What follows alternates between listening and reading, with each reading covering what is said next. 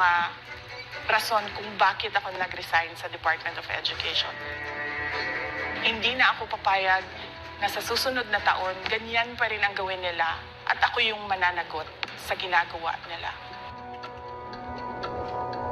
Kaya yan yung sinasabi ko, bakit pa tayo mag-question and answer dito para atakihin niyo ako? Ang masusunod lang naman sa budget, 2 tao lang. Diba? Ang susunod nun na halimbawa ko ay yung budget ng Office of the Vice President. Kung makikita nyo, September 2023, merong lumabas na press release ang Makabayan Bloc. Sabi nila, may meeting kami with Congressman Martin Romualdez. Pinag-uusapan namin ang pagtanggal ng confidential funds. September yon. Pagkatapos noon, nagkwento sa akin ng isang congressman.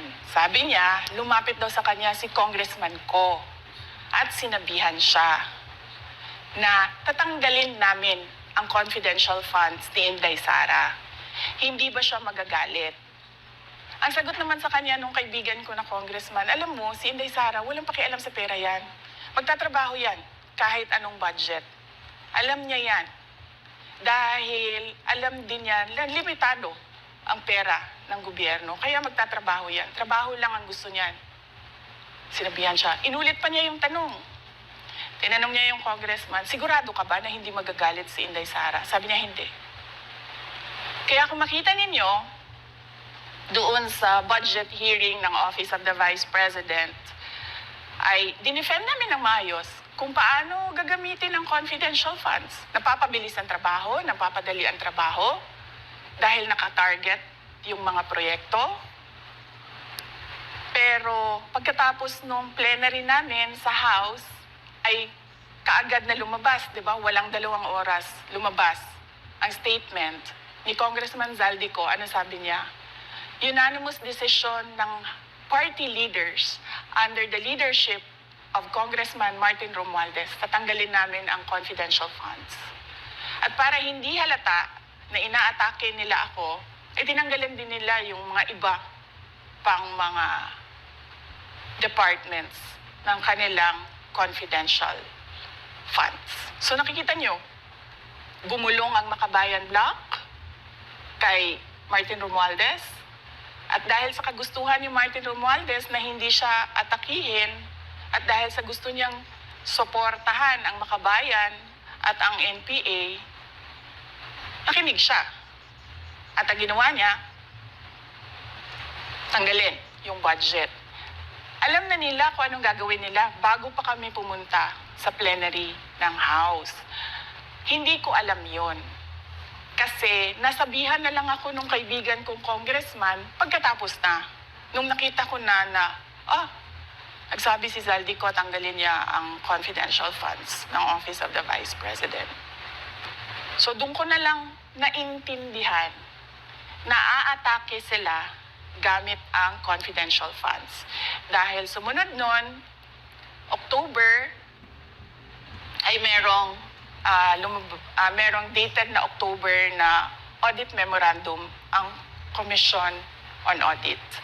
Tapos meron silang October 3 na audit memorandum ang Commission on Audit. So sunod-sunod yun, makita mo.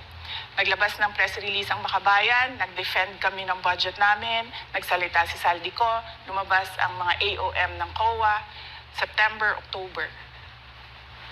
Kaya yan din yung rason. Nung nakita na namin at na-confirm namin doon sa audit memorandum ng COA na ito na yon, confirmation ng pag-atake. Kasi hindi pa kami confirmed doon sa unang tanggalin namin yung confidential funds sa OVP. Ang confirmation namin, noong nagba-budget hearing sila, at doon sa budget hearing, tinatanong nila, may AOM na ba? May AOM na ba?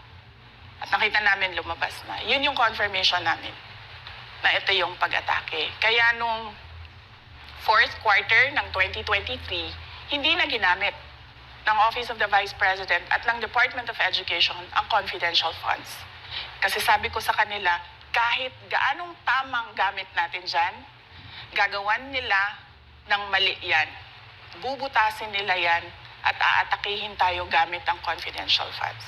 At ang patotoo nito, kung makita ninyo noong House hearing noong August 27, 90% ng mga tanong, confidential funds.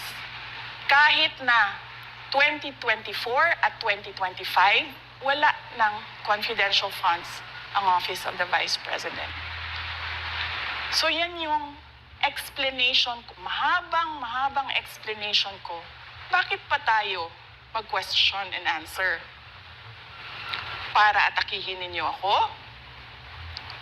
Tapos, alam naman nating lahat, Congressman Zaldico, Congressman Martin Romualdez lang ang nagdidesisyon sa budget ng bayan. Madam Vice President, it seems na there's this great plan against you talaga to destroy you. And speaking of plan, kasi during the budget hearing po, may nagsabi kasi dun ng let's stick to our plan. And you also called that person po. Can you po share about this po? Ano ba tong plan talaga nila during this budget hearing? Oo. Doon sa budget hearing na nangyari noong August 27, nakita nyo na meron na silang nakahandang PowerPoint presentation, meron na silang nakahandang audiovisual presentation, meron na silang nakahanda na script na binabasa. At yung isa pa nga na congresswoman na sabi niya, wala akong panahon. Basta mahaba ito. Hindi ko mabasa letter per letter. Pero kung makita mo, may nakahanda siya ng mga sagot sa mga sinabi namin sa Commission on Audit. Legal points na sinabi namin sa Commission on Audit. Bakit napakadelikado ng ginagawa na kinukuha ang mga dokumento ng hindi tapos at hindi final na audit. So kung makita mo, ganun yun, nakahanda sila. Makikita natin na let's stick to our plan at atakihin natin ito siya.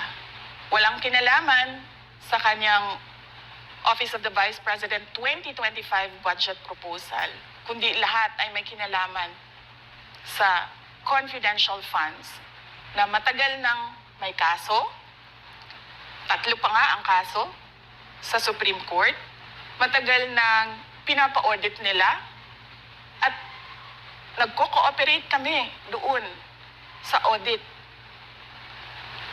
Kaya makikita ninyo kung ulit-ulitin natin yung nangyari noong House budget hearing noong August 27. Meron silang plano na gamitin yon para siraan ako. At hindi lang sila tumitigil dyan. Kung makita ninyo, ngayon naman nasa DepEd budget sila ng pagsira ng pangalan ko. Kahit wala akong kinalaman doon sa mga observations ng Commission on Audit, sinasabi nila na kasalanan ni Inday Sara yan. At going back po dito sa budget hearing, Madam Vice President, kasi mukhang hindi talaga nagustuhan ng mga kongresista ang inyo pong naging sagot at naglabas nga po sila ng kanilang statement about pa din dito sa confidential fund. And itong si Franz Castro, nagsabi siya dito nga daw ay posibleng ito ay isang impeachable offense. Ano pong reaction niyo dito? Hindi na bago ang usapin ng pag-impeach sa akin. Kung babalik tayo nung nakaraang taon, ay nagsalita na si Franz Castro noong November 2023. Nagsabi na siya, ay pinag-uusapan namin ang impeachment ni Inday Sara. At nagbigay siya ng mga basehan doon sa ipa-file daw nila na impeachment. Kaya tuloy-tuloy lang yan na pinag-uusapan openly dyan sa House of Representatives ang impeachment. At lagi nandyan sa gitna si Franz Castro sa usaping impeachment sa akin. Unang-una, walang misuse ng confidential funds, walang misuse ng funds ng Department of Education. Kaya ngayon, ay pinipilit nilang gawan ng basihan yung mga sinasabi nila. na impeachment sa akin. Kaya hindi bago yan na pinag-uusapan ang impeachment. Kasama yan sa plano nila laban sa akin. Ma'am, regarding naman po dito, kasi sa plano daw po nila, ay bigyan kayo ng 0 or 1 peso budget ang OVP po. Kung sakaling mangyari po ito, ano ang magiging hakbang po? Narinig din namin na merong defunding, i-defund daw ang Office of the Vice President budget. Narinig din namin na posibleng piso lang ang ibigay na budget sa Office of the Vice President. Handa ako sa Office of the Vice President na magtrabaho kahit walang budget. Maliit lang yung opisina namin, maliit lang yung operations namin, kaya kayang-kaya namin na magtrabaho kahit walang budget. Alam naman namin na kapartiyan ng pag-atake, kaya kami, tutuloy-tuloy lang din kami sa kailangan namin gawin para sa bayan. Madam Vice President, panghuli na lang po, no? Sa kabila po ng nararanasan ninyo na pag-atake, kaliwat kanan, at ang kalagayan po ng ating bansa, ano po ang inyong mensahe sa ating mga kababayan? Unang-una mensahe ko sa ating mga kababayan, huwag silang magpadala sa ingay ng politika. Kung makikita natin sa kasaysayan, lagi talagang inaatake ang Vice President dahil siya yung tinitingnan ng mga tao na baka magiging sunod na presidente. So lahat ng mga gustong tumakbong presidente ay uunahin nila atakihin talaga ang Vice President. Kaya huwag sila magpadala sa ingay ng paninira at politika. Pangalawa, isa-isahin nila ang bawat papel sa budget ng 2023 at 2024 at 2025. At pangatlo, kailangan magkaisa tayo na tumulong sa mga nangangailangan. Dumadami ang naghihirap ng mga pamilya. Dumadami ang nakakaranas ng gutom. Kaya kailangan tayo, kaya kami tutuloy din ang trabaho namin kahit walang budget. Dahil alam namin na yan yung pinaka-importante sa ngayon. Na matulungan yung mga kababayan natin na naghihirap at walang makain. Yan yung totoong problema ng bayan natin. Once again, ma'am, maraming salamat po sa pagkakataong pinagkaloob niyo po sa amin at nabigyang linaw po ang mga issue nga ngayon ay headlines po sa iba't ibang media. Maraming salamat po ni Madam Vice President. Thank you very much. Shukran.